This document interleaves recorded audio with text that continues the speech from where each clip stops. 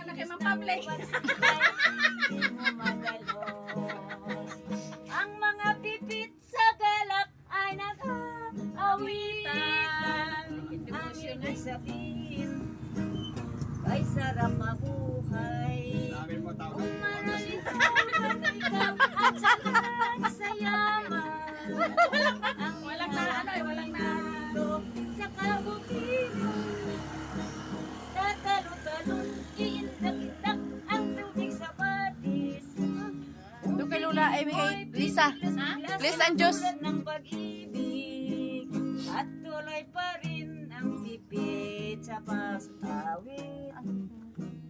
Sa mga buhay ito'y walang hapis.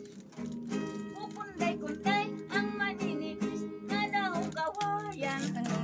Sasayaw-sayaw sa naglalambing na haming Bukulang ka po naman yun. Ano?